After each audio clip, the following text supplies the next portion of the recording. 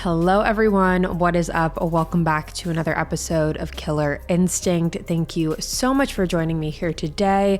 If you're new here, hi, my name is Savannah and I am your host of Killer Instinct. Before we get started, make sure you go ahead and hit that subscribe button. That way you never miss an episode. We post weekly every Wednesday on the podcast, as well as upload the video version onto YouTube on Wednesdays as well, and you are not going to want to miss it. Now, today, you guys, this is one that I had never heard of before and was honestly quite shocked at that fact. I feel like it definitely is a lesser known case. However, the brutality and the plot twist in this case is one that is definitely going to shock you. So I am very interested to hear what you guys have to say about this one today. It is completely tragic. It is a horrifying case.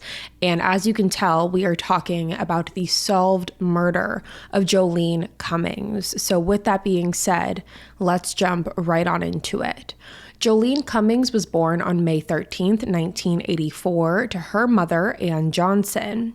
Growing up, Joleen lived with her mom and her stepfather in Fernandina Beach, Florida. Fernandina Beach is specifically located on Amelia Island in the northeastern corner of Florida.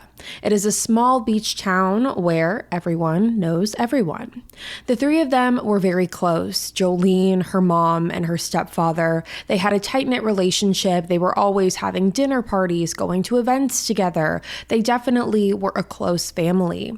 Alongside Joleen's family, she also had a large group of friends as well. She was someone that everyone liked, and it was said that she drew people in. Joleen was a small-town girl who had dreams of opening up her own hair salon one day, so it wasn't a surprise to anyone when right after graduating high school, she enrolled in cosmetology school out of state. Joleen had left Fernandina Beach for several years. She was off in cosmetology school. She was gaining knowledge. She was living life. And it was during her time that she was away that she had actually gotten married and had her first child, a daughter. Now, this marriage between Joleen and her first husband did not last long, and after the divorce, it left Joleen as a single mother, and that is when she decided to go back to her roots, to go back to where her support system was, and she moved back to Fernandina Beach with her daughter. Once she arrived back, Joleen began working at a hair salon called Tangles.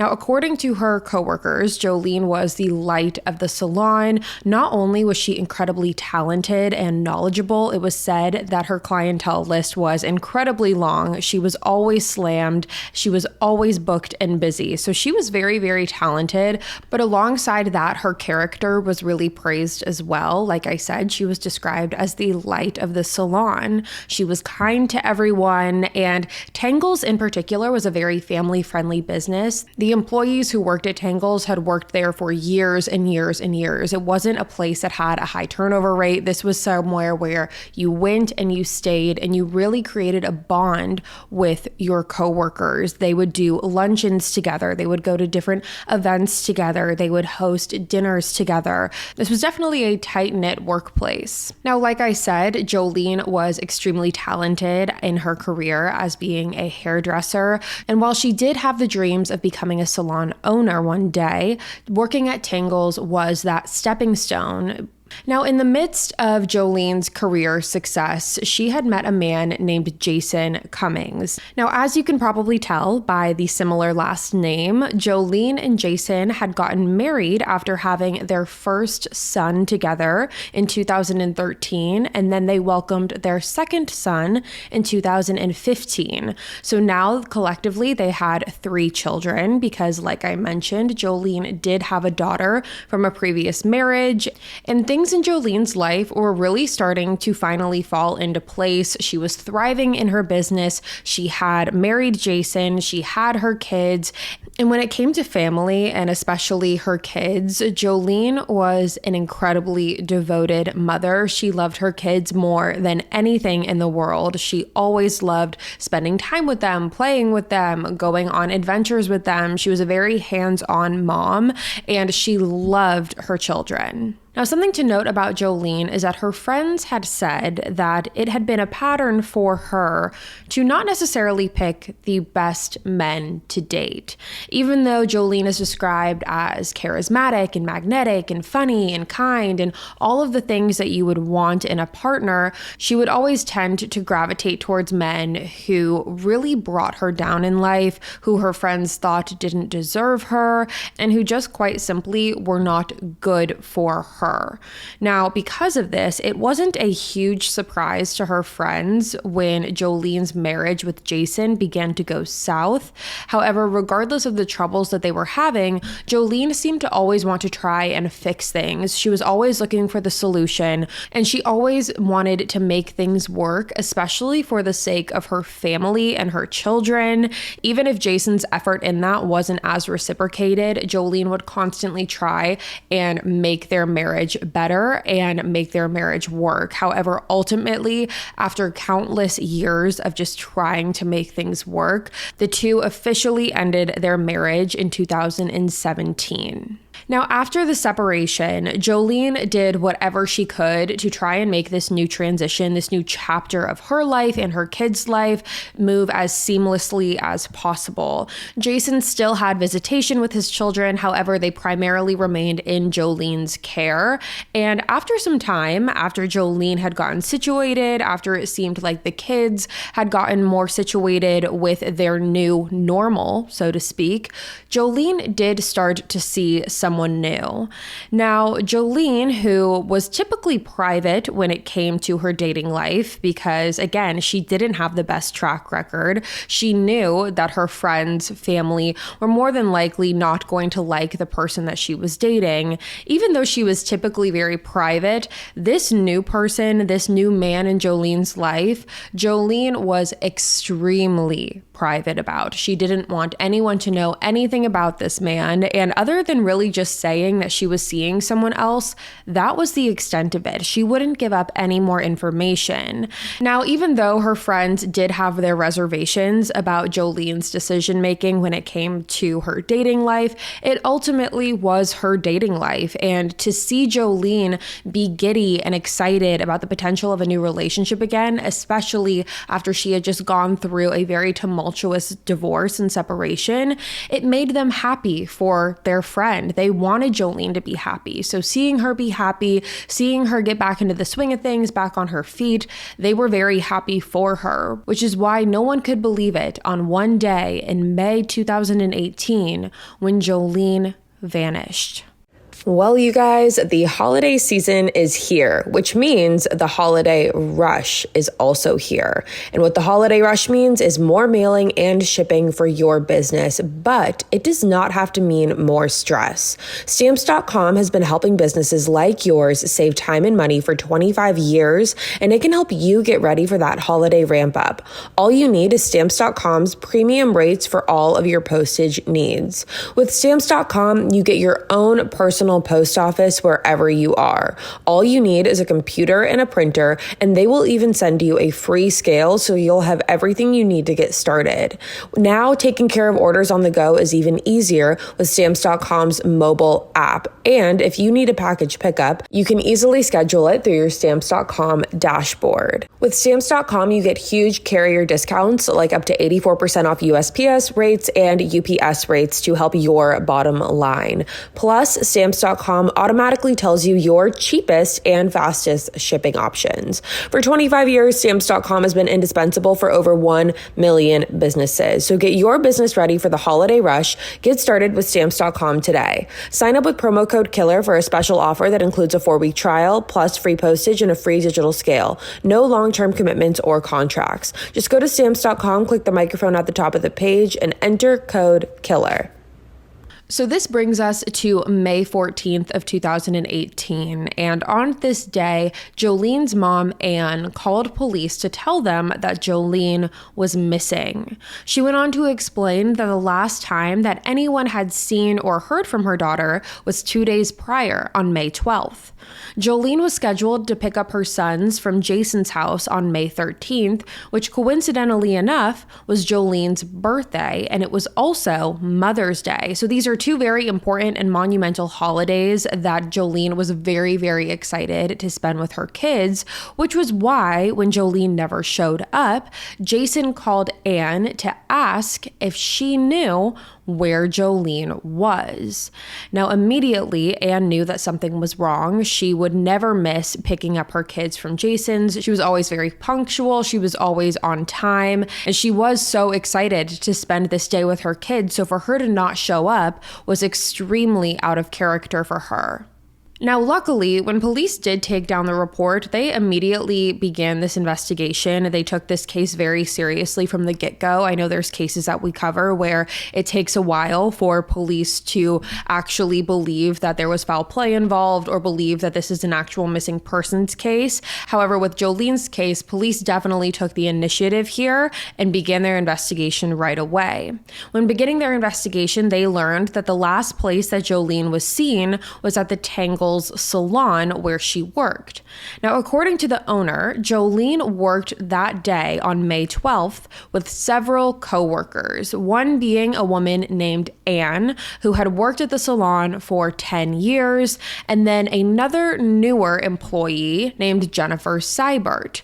Now, Jennifer had only been working at the salon for several months at that point, so she definitely was a new hire, but it was Joleen and Jennifer that closed the salon that day. So even though they did have that third coworker with them during the day, the two people that were scheduled to actually close the salon were Joleen and Jennifer. Now, the two of them closed up the salon on May 12th at approximately 5 p.m. Now, police did try and get a hold of the security cameras at the salon. That way they could see Joleen leaving and see which direction she drove in. However, that is when they learned that the security cameras at Tangles unfortunately did not work. Now, police do know that Joleen's car was not in the parking lot when they initially went to Tangles. So that told them that she had to have left the salon at some point. She had to have driven away.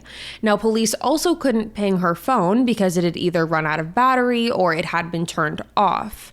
Now, they checked bank accounts and social media accounts to see if there was any activity on either of those from Joleen's end. However, there was none. Now, at this point, the first person that police wanted to talk to was Jennifer. Jennifer closed the salon with Joleen that night, and they wanted to know if Joleen had mentioned anything about any plans that she had later in that evening, or if she told Jennifer where she was going to be going. And really, their hope was that Jennifer could just help paint a timeline for them. However, when police first got on the phone with Jennifer, Jennifer was very quick to shut them down in any capacity. She told them that she could not talk to police and she could not be involved in any part of the investigation because Jennifer had an ex-boyfriend who was extremely tech savvy, and she described him as being this stalker who she was on the run from. She didn't want to be caught by this crazy ex-boyfriend that she had, and she was worried if she cooperated with police and, helped them in this investigation, her name would be on some sort of document or some sort of record that her ex-boyfriend would be able to get a hold of and in turn be able to track her down and find where she was. Now, when police heard this, they thought, just as I'm sure you are thinking, that's really strange. That is a very strange thing to say. It didn't really make a lot of sense. And police reiterated to Jennifer that all they wanted to know was whether or not Joleen discussed any upcoming plans, if she said she was going anywhere after work. However, Jennifer went on to explain that her and Joleen were not very close. They did not chit-chat at work. However, she did say that Joleen was acting normal for the most part and did not mention any plans later that night. But Jennifer also reiterated to police that she did not want to be involved any further in this. Now, at this point, police wanted to check Jennifer's home. They wanted to do a wellness check, and this was on May 14th, so the same day that the missing persons report was filed. They went over to Jennifer's house, and they definitely could see upon first entering that there had been some sort of disturbance. There were broken pieces of furniture, there were cabinet doors hanging off the cabinets, there were holes in the doors, holes in the walls.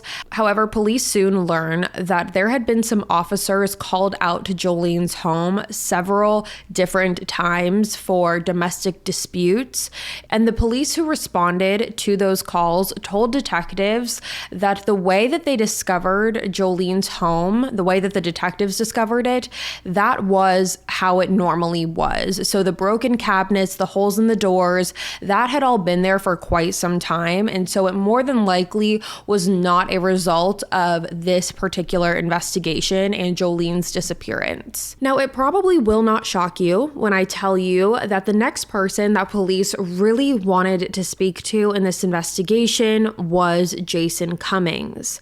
Not only were Jason and Joleen in the middle of finalizing their divorce, but they also had not settled on a custody agreement, which police did see as a very possible motive.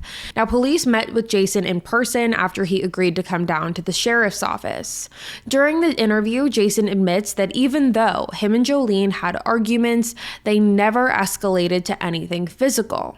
Jason told police that he was with his friends during the weekend of Joleen's disappearance, and he also gave police permission to search through his cell phone and his car.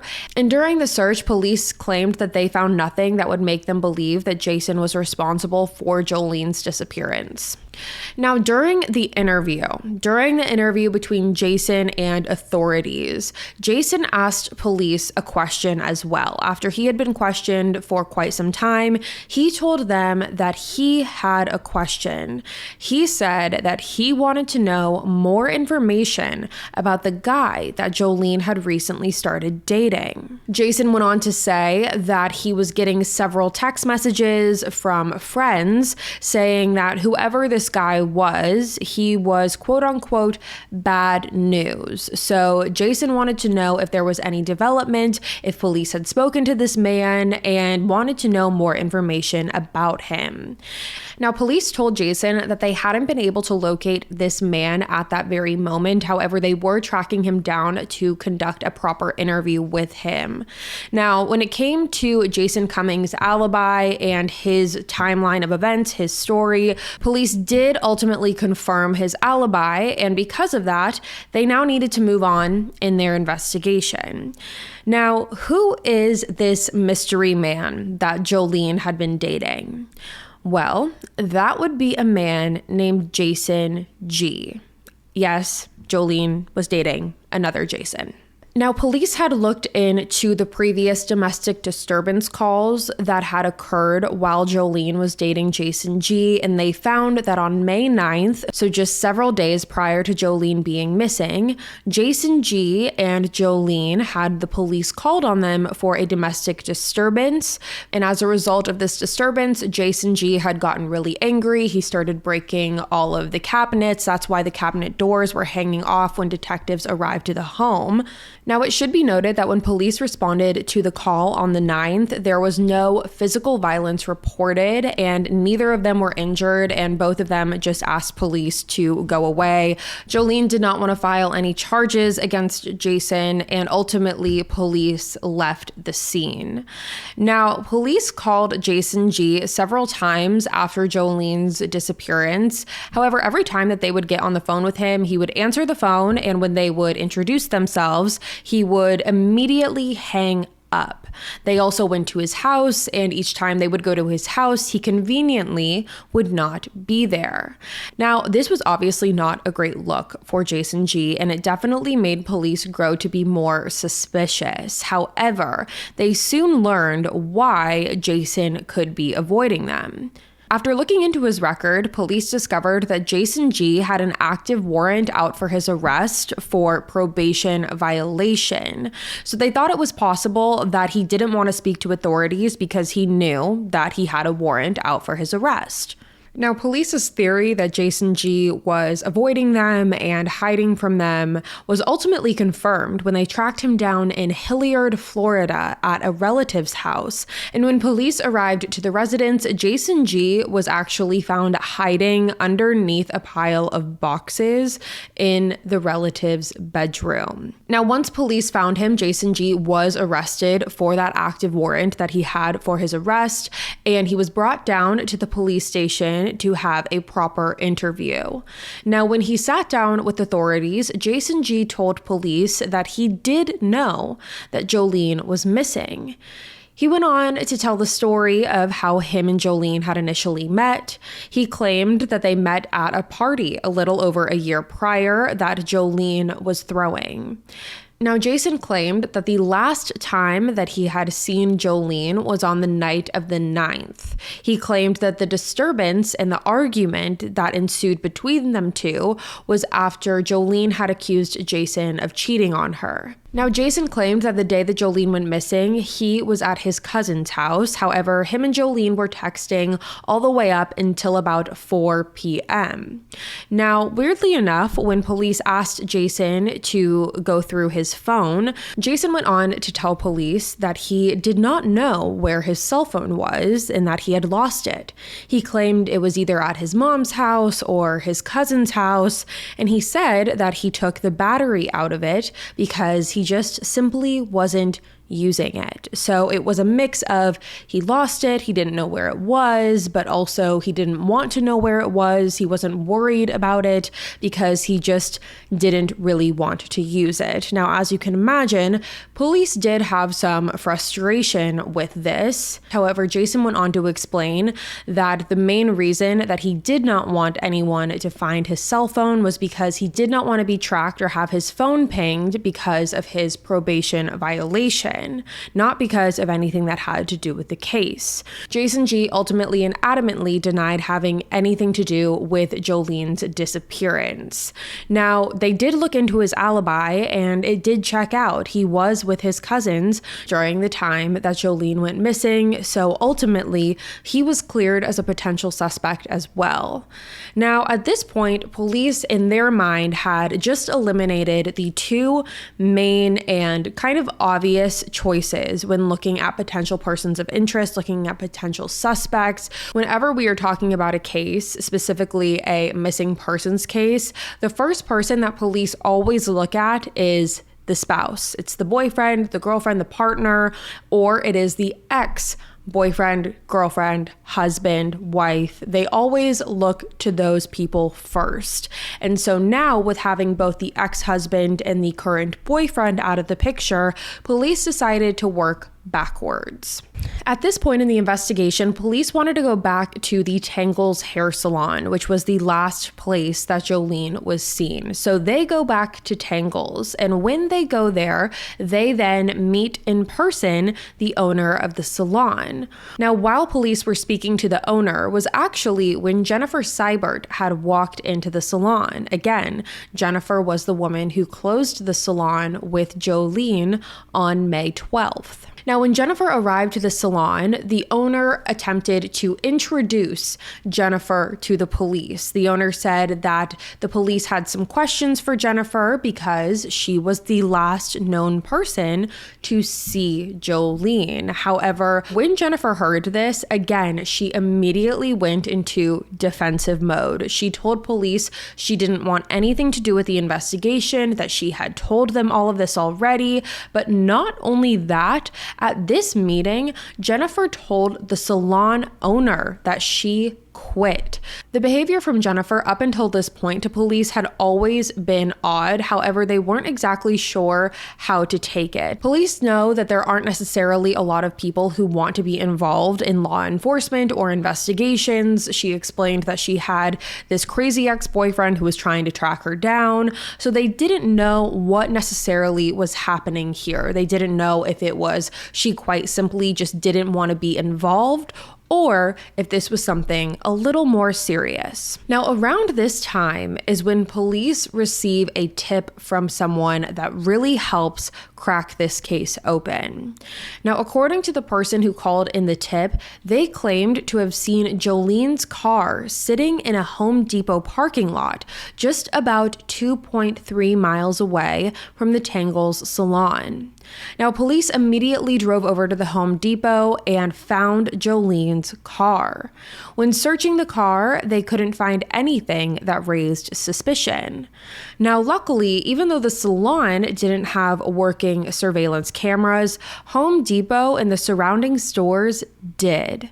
Now, police were able to pull footage from a nearby bank that was across the street of the Home Depot and saw that on the early morning hours of May 13th at approximately 1:17 a.m., Joleen's car was seen driving into the Home Depot parking lot, and minutes later, you see a figure exit the driver's side of the car. Now, this specific footage was too grainy to make out who was getting out of the car, but it was a start.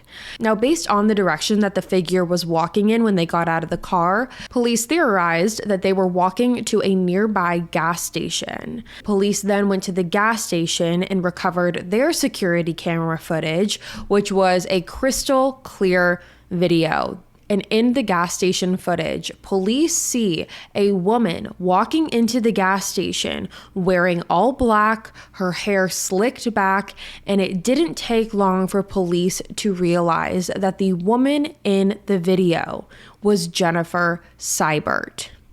Now, at this point, this really changes the trajectory of the investigation because, as I just mentioned, police didn't know if Jennifer's behavior up until this point was simply because she didn't like law enforcement and didn't want to be involved, or if there was something more serious that was actually going on. So at this point, they returned back to Tangles on May 16th, and now they're really treating the salon as a potential crime scene. Now, luckily for police, the salon had actually been closed ever since Joleen's disappearance, and this was very important because it meant that nothing had been cleaned or disturbed. Now, while police were at Tangles, they decide that they are going to use luminol testing to see if there is any blood evidence that was left behind in the salon.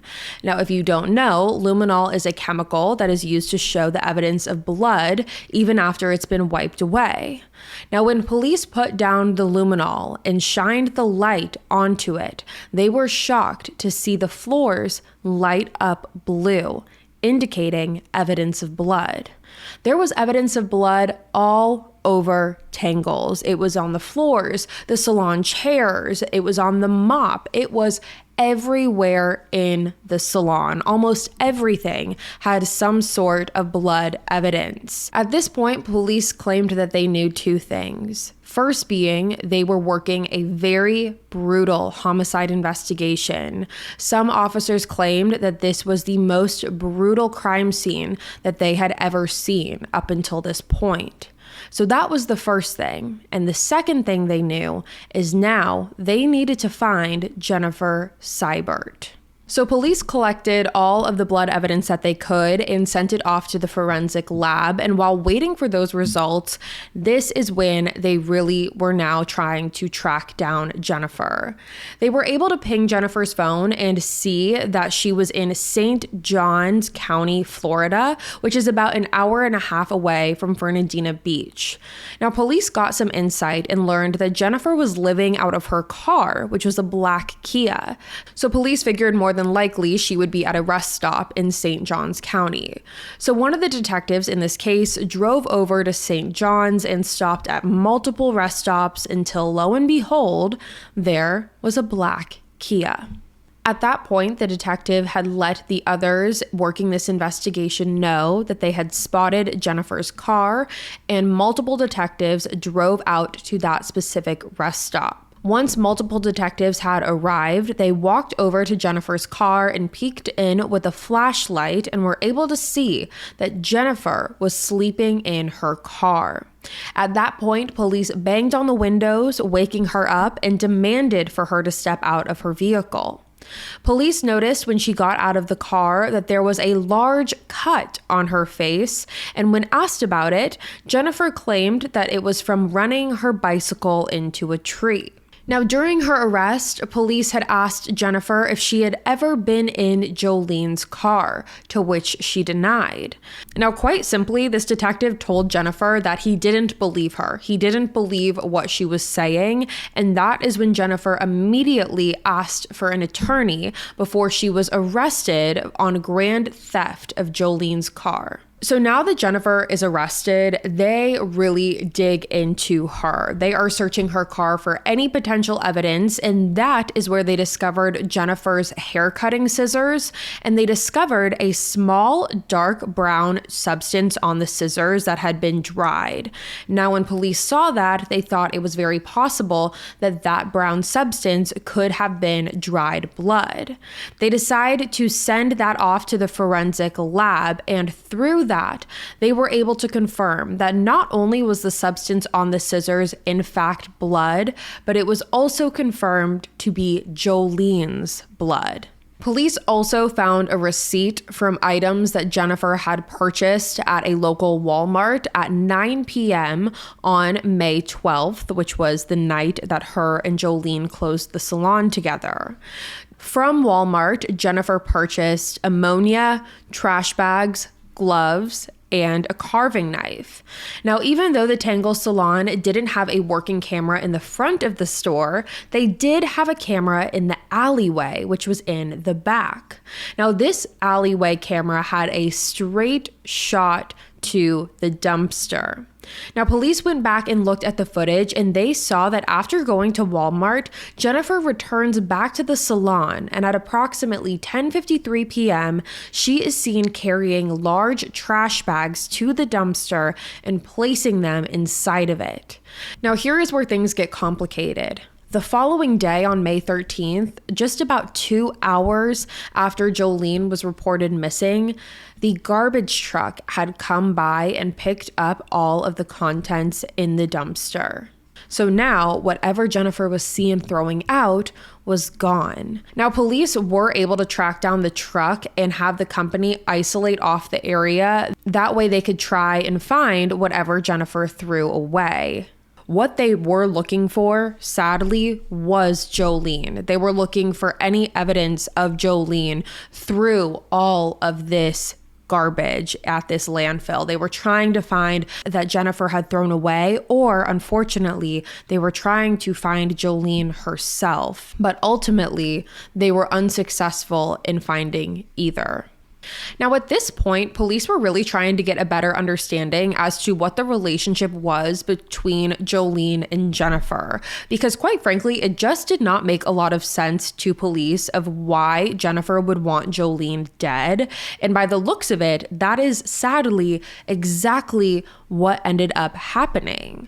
Now, coworkers said that Jennifer and Joleen got along great at first. However, over time, tensions did rise due to Joleen's blooming clientele and the fact that Jennifer was not making the same amount of money as her. Coworkers said that Jennifer was vocal about her jealousy when it came to Joleen's success.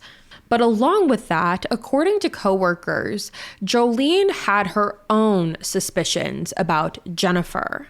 Joleen was vocal to other coworkers about the fact that she thought that something was just off about Jennifer.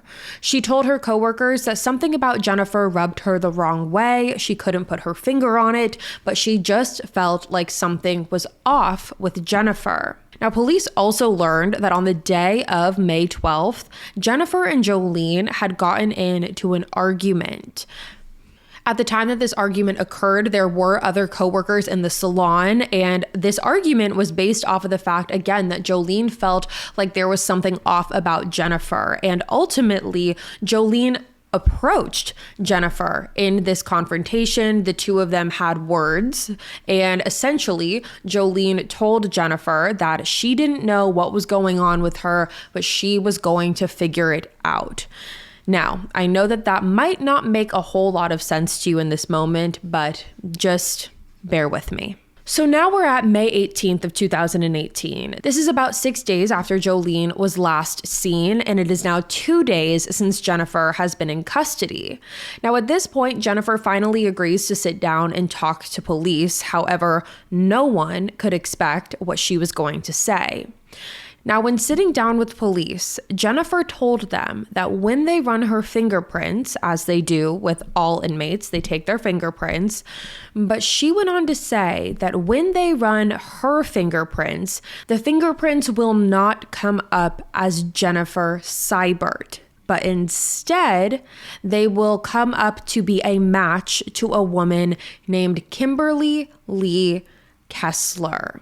She said, quote, "I was born on May 9th, 1968. I am 50 years old, and I've been running from the FBI for over 25 years, end quote. Now, as you can imagine, this threw police through a loop. They had no idea what to think when hearing this. They did not know if they could even believe what she was saying. However, when they ran her fingerprints, they were able to confirm that Jennifer Seibert was in fact actually Kimberly Kessler. Now, for the rest of this case and for the rest of this episode, I am going to be referring to her as Kimberly because that is her name. Now, Kimberly went on to tell police that she grew up in Butler, Pennsylvania. She was a cheerleader and on the honor roll until she dropped out of high school after getting involved with the wrong crowd. She then left Pennsylvania and moved to Arizona, where she worked as a topless dancer and began a relationship with one of the men who ran the topless dancing establishment. Now, after a while of dating, she learned that this man was actually wanted by the FBI for bank robbery, and she hid him in her apartment until ultimately they broke up. However, she continued to stay on the run. She claims she did this because she thought she was going to be in trouble for hiding a wanted man, and so she did not want to get arrested in the process. Now, during this conversation, police bring up Joleen. They bring up Joleen's disappearance. They bring up Kimberly's possible involvement. However, Kimberly shut that conversation down very quickly. She claimed that she did not have anything to do with Joleen's disappearance, didn't have anything to do with any part of it. So she shuts that down pretty quickly. However, something that's interesting that I wanted to point out is that police did some digging into Kimberly Kessler, obviously, with all of this new information. They're trying to figure out who they're dealing with. However, when they did so, they learned that neither the FBI or anyone, for that matter, was ever looking for a Kimberly Kessler. So police were really not sure about who exactly they were dealing with. They didn't really know what to believe with what Kimberly was saying. Now, police also wanted to figure out at this point who exactly Jennifer Seibert was. Was this a name that Kimberly just made up on her own? Was this a real person? And that is when they learned that Jennifer Seibert, in fact, was a real person. She grew up in Butler, Pennsylvania, which is exactly where Kimberly Kessler grew up. However, sadly, Jennifer Seibert, the real one, died in a car accident when she was only 13 years old. Now, detectives contacted the real Jennifer Seibert's family, who claimed that they had no idea, first of all, who Kimberly Kessler was, but also had no idea that Kimberly Kessler was stealing their daughter's identity. Now, police theorized that Kimberly quite simply saw Jennifer Seibert's name on a gravestone and came across her story at some point and decided to steal her identity. Now, police also learned that Kimberly Kessler's mom had reported her missing in 2004 when Kimberly was 36 years old. Now, at that point, Kimberly had been gone from Butler, Pennsylvania for several years before her mom decided to report her missing. And according to her mom, she claimed that she just always thought that Kimberly would come home. That's why she never reported her missing before. That's why it took so many years. She figured one day Kimberly would come home. She was an adult. However, after years and years had passed and Kimberly was not in contact with her mom and she still hadn't come home, that is why she filed the missing persons report. Now, at this point, police wanted to talk to the people who knew Kimberly. Again, they spoke to her mother, got an understanding of the timeline of her living in Butler versus Arizona and what their relationship dynamic looked like. But they also wanted to talk to the people in her personal life, more specifically ex-boyfriends. Police spoke to people that Kimberly had dated in the past, and they all seemed to have a very similar story. When they initially would meet Kimberly, she would be charming and lovable until one day she would just snap. They all claimed that she would become extremely jealous and overly controlling. One boyfriend even recalled Kimberly stabbing him in the chest and biting his father's leg. Now, detectives learned that throughout the years, Kimberly Kessler had gone by 17 different aliases and also had several different driver's licenses in several different states. So at this point, police now look through Kimberly's cell phone, and when doing so, they find multiple internet searches. These searches include coworker missing, coworker not found, Jennifer Seibert, Joleen Cummings missing, Joleen Cummings not found, coworker guilty of murder, missing person body not found, and hair studio. And these searches went on and on and on. And even though police did not have Joleen's body at this point, they were not able to recover her remains, they were very confident in the fact that they would be able to indict Kimberly Kessler on first-degree murder. It is extremely, extremely difficult to have a first-degree murder conviction when there has been no body recovered. However, based on all the evidence, police believed that they had a very, very strong case, and that is why on September 7th of 2018, a Nassau County grand jury indicted Kimberly Kessler on first-degree murder. Now, while awaiting her trial in jail, Kimberly exhibited some very outlandish behavior, including saving her fecal matter and putting it into a cup and throwing it at the jail guards. She also would spit at the guards, she would yell at them, she would cuss at them, and ultimately her behavior was so bad that she was ordered for a psych evaluation to see if she was even fit to stand for trial. Now, it was during this evaluation that Kimberly was diagnosed with what is called delusional disorder. Now, according to her psychiatrist, this is what happens when someone maintains and exhibits behaviors that are not based in reality or fact. Now, it should be noted, though, that the psychiatrist also mentioned that if someone is a good enough actor, they can, in fact, convince others that they have delusional disorder. Now, because of this, a second psychiatric evaluation was ordered, and during this second evaluation with a different psychiatrist, the new psychiatrist claimed that Kimberly did not have delusional disorder, but she in fact had something called personality disorder. Now, regardless of delusional disorder and the personality disorder, the judge decided that Kimberly was fit for trial. Now, her trial began in December of 2021, and when Kimberly was brought in for her first hearing, her physical appearance had changed drastically. Kimberly had gone on a hunger strike and lost a significant amount of weight, and she was also brought in via wheelchair. Now, despite her physical appearance, she continued to be incredibly disruptive, and in each court hearing that she was a part of, it would almost become a tactic she would use. She would be disruptive, she would yell things out, because in doing so, the judge would have her removed from the courtroom. So she started to learn that if she acted out, she would be able to leave the hearing, which is exactly what continued to happen.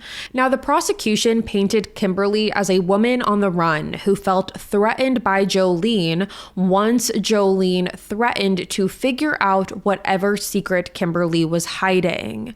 They theorized that there was a physical altercation at the Tangles salon when the two of them were closing on their shift on May 12th. They believe that this argument escalated when Kimberly brought out a pair of scissors and used them to stab Joleen, and then used the carving knife that she bought at Walmart to dismember Joleen's body into trash bags that she put in the dumpster, never to be found again.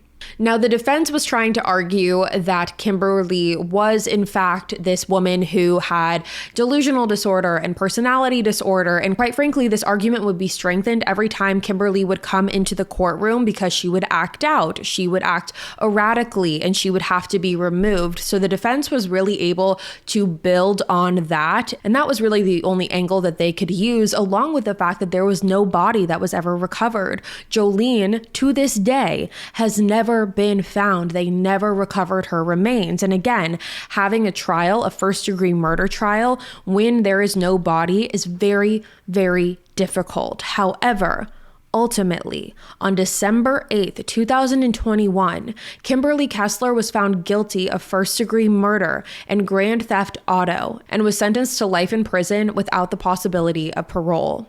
Now again, even though Kimberly has been put behind bars for life, it still leaves the question of where is Joleen? What exactly happened that night? It's incredibly sad to think about Kimberly, who had been committing identity theft along with who knows what other crimes, was threatened by Joleen so much. And personally, I don't believe it had anything to do with the fact that Joleen was making more money than Kimberly. I think it had everything to do with the fact that Kimberly thought that Joleen was going to figure out what was going on, and she felt like the only way out of that was to get Joleen out of the picture entirely. However, clearly that backfired. Now, police have never given up hope when trying to locate Joleen's body, and they still believe that one day they will be able to reunite her with her family. And as for Kimberly, she still to this day has never admitted to anything in regards to Joleen's murder and has simply denied everything, which also makes this so much more frustrating because she's already been convicted. She's already going to jail for the rest of her life. You would think that the least that she could do at this point is allow Joleen to be reunited with her family, to give them those answers, to give them the slightest bit of closure that they could have. And I just think it's really, really selfish and vindictive and vile and evil that she isn't even willing to do that. But I can't say I'm shocked either. But that, you guys, is the case of Joleen Cummings. I'm very interested to hear what you guys have to say about this one. And so with that being said, that is all for me today. Thank you guys so much for tuning in to another episode of Killer Instinct. Again, if you are new here, hi, my name is Savannah, and I'm your host of Killer Instinct. Make sure you go ahead and hit that subscribe button. That way you never miss an episode. We post weekly on the podcast every Wednesday. You're not going to want to miss it. I'll be back next week with a brand new one for you guys. And until then, stay safe. Bye, guys.